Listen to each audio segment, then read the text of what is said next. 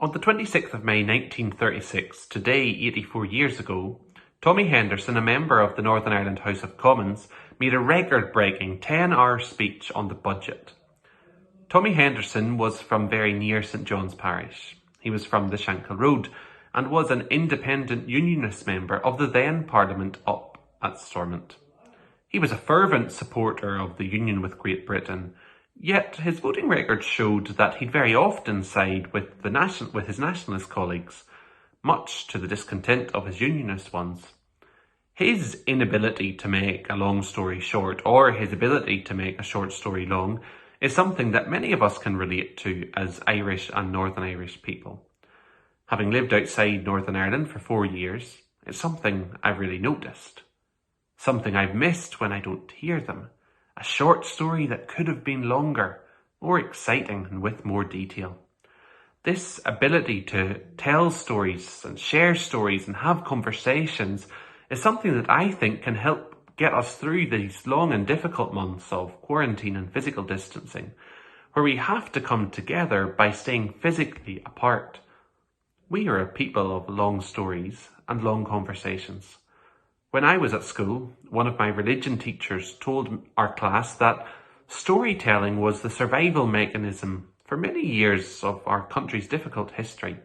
Storytelling, conversation and sharing were our responses to famine, to war, to poverty and to other health crises. Today, inspired by a long parliamentary storyteller, Tommy Henderson, I think we should be proud of our ability to tell stories, interesting and long, and have meaningful conversations. Many people have taught me about storytelling and having conversations. I want to share 3 of them with you. My wee cousin Cormac, aged 9, is a great storyteller. On a recent Zoom call, he was telling us in great detail about his and his brother's pet lambs. They named them after the political leaders of this moment. Berco for a squealing lamb, Theresa May for a lamb with weak future prospects, and Trump for a lamb-coloured yellow. My Aunt Kathleen is another great storyteller. Throughout the Troubles, she worked as a nurse and health visitor in West Belfast. Her stories of navigating roadblocks and bomb scares, her drive to care for people who needed it, continues to inspire me today. She recalls them as though we were all there with her.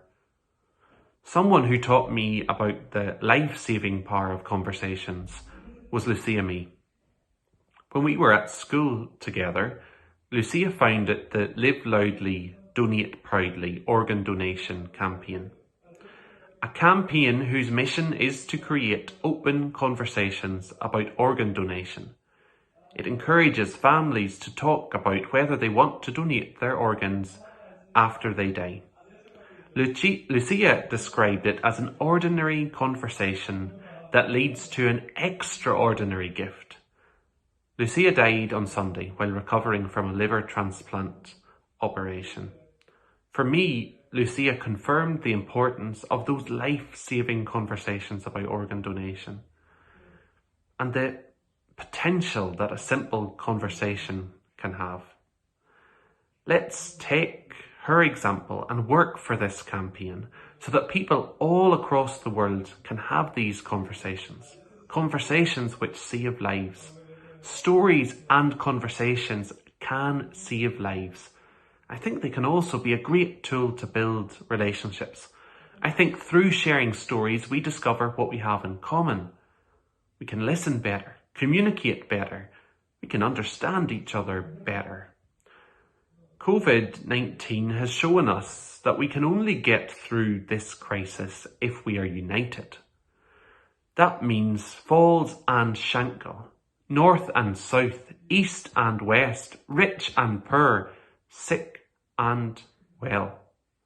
We need to be physically distant from each other, but we cannot afford to be divided. And so if you want to do something about this today, start sharing a story with someone. And then let's take the inspiration from Lucia. Let's have an open conversation about organ donation today. Hope you have a good day.